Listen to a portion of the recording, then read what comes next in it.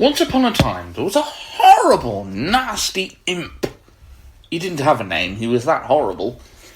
As soon as his mother saw him, she kicked him away. And the imp grew to be nastier and horribler with every day. He was so horrible, in fact, he built himself a magic mirror so he could see the horror and evil in his own unspeakable face. One day, he decided to go to heaven and annoy all the angels. This was a big mistake. Angels can be pretty vicious themselves. But he never made it. He just started to laugh at the first angel when he lost his grip on the magic mirror. Oh, no, no! But it was too late. The mirror had fallen to earth. And the imp was so cross, he stamped his foot and tore himself in half. But the mirror kept falling.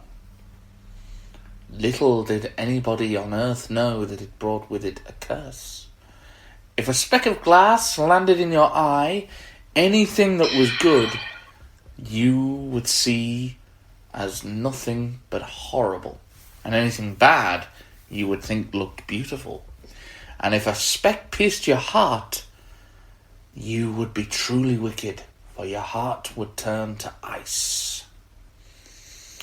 Meanwhile, in the colder part of the world, known as Scandinavia, there lived two children, Gerda and Kay.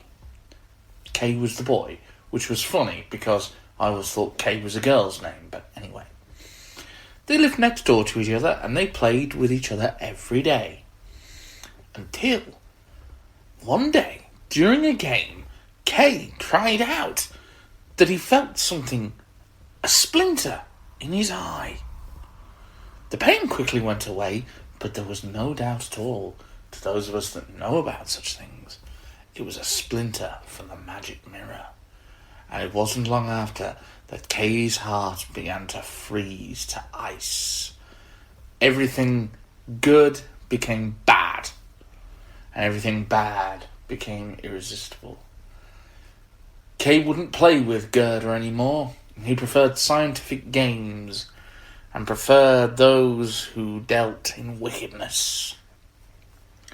One day, Kay left Gerda on her own, as usual, and went out to the top of the hill to sledge. What he saw made his eyes bug out of his head, for there was the most wonderful sleigh he'd ever seen. It was the Snow Queen. There she was, in a sleigh made of ice, covered with a shawl of snow, and the more beautiful for it. "Come into the sledge, my dear," she called to Kay, "and warm yourself beneath my cloak." Of course, Kay could not see that her cloak was pure ice.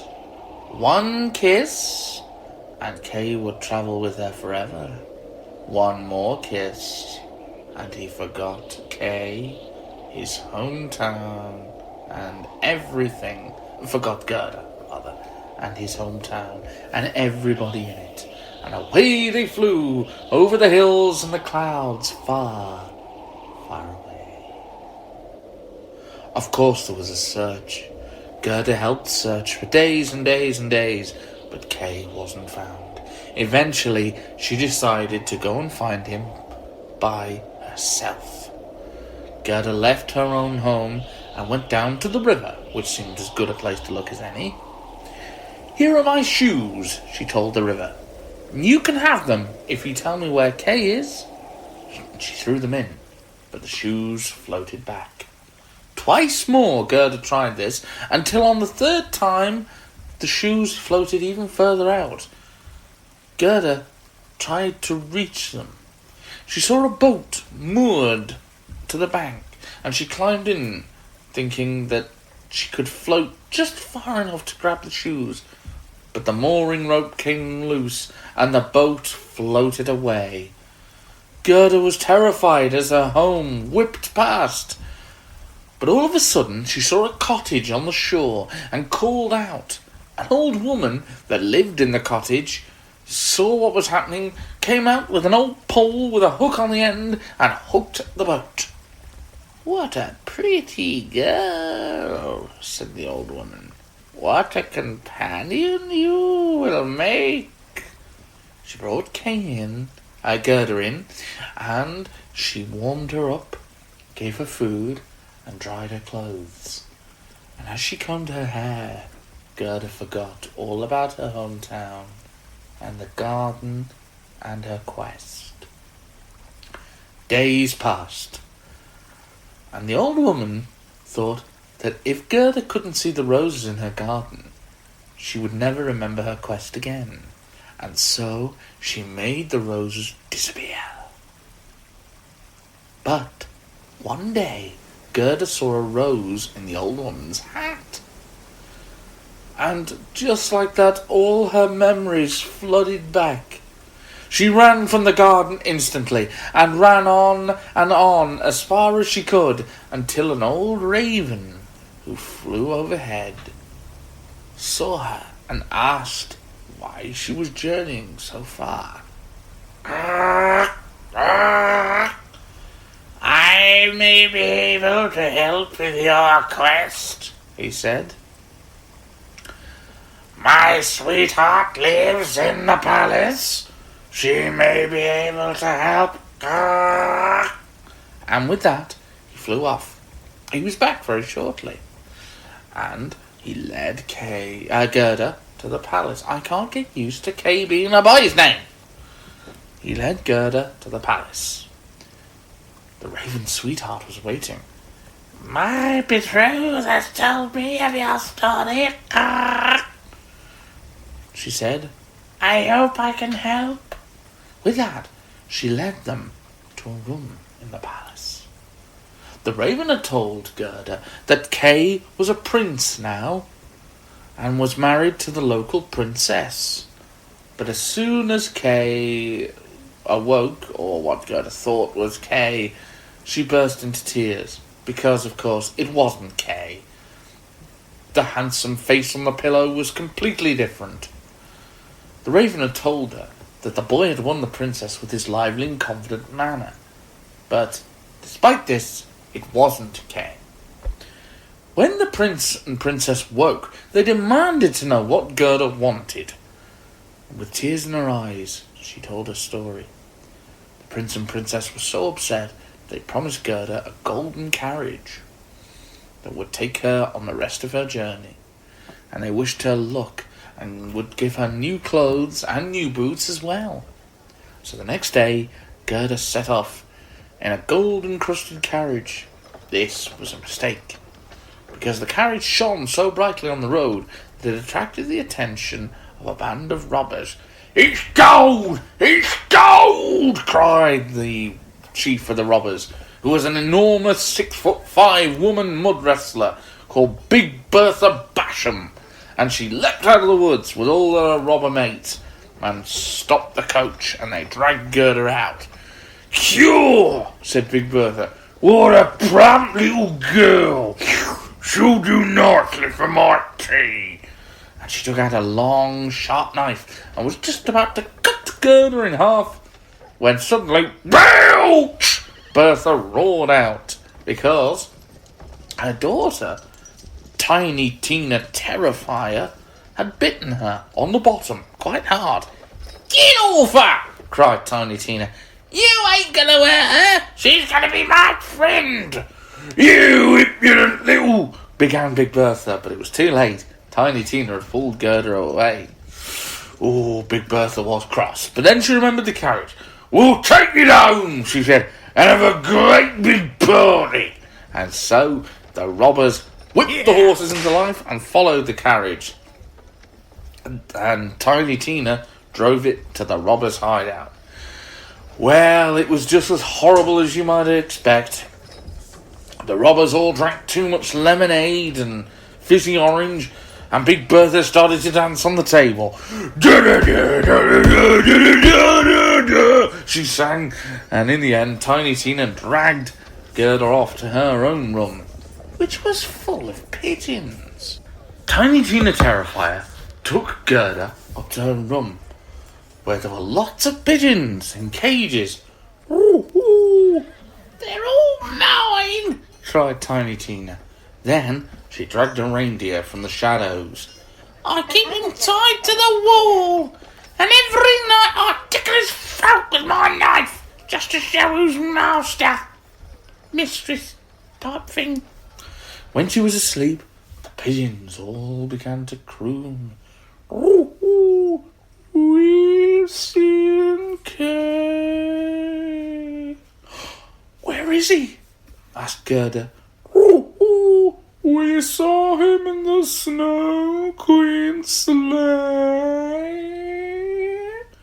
We were lucky to survive, for I see breath. Many of our friends died. She must have taken him aboard to her snow palace in Lapland." The next morning, Gerda told her story to the robber girl, and the robber girl got the reindeer away from the wall. "Do you know where Lapland is?" she asked. "Of course," he responded. "Then you will take Gerda." With that, the Gerda got onto the reindeer's back, and the robber girl let them out of the window after she'd given Gerda back her warm boots and furry hat. Miles and miles they travelled. Gerda saw many lights in the sky, shimmering and shining at odd intervals. "Those are the northern lights," the reindeer told her. "Are they not beautiful?" Soon they approached Lapland, and they landed outside the cottage of a Lapp woman. The Lapp woman was surprised to see them. "You poor child," she said. "You must eat and drink and warm yourself, because you have many a mile to travel yet. I will write a message on a piece of dried codfish, for I have no paper, and you will take this to a Finn woman who lives in Finnmark, where the Snow Queen's palace is." "Can you not give Gerda any more advice?" asked the reindeer. "No," said the Lapp woman simply, and she wrote a few words on a piece of dried codfish. When Gerda was warm, the reindeer took off again, and they travelled for many, many more days to the land of Finnmark. Now, Finnmark is right on the edge of the world, the coldest, iciest part of the world, even further than Lapland. No human can survive there without magic. But Gerda had the magic reindeer. And when they found the Finn woman, Gerda told her story. The Finn woman took the reindeer aside. "Little Kay is trapped in the Snow Queen's palace," she told her. "But this will be a difficult task." She read the message on the codfish and then dropped it into her pot, because she never wasted anything. Then she unravelled an ancient parchment, so ancient that she had to touch it very gently to stop it disintegrating. Then she outlined a simple plan. The reindeer took off again, with Gerda on his back.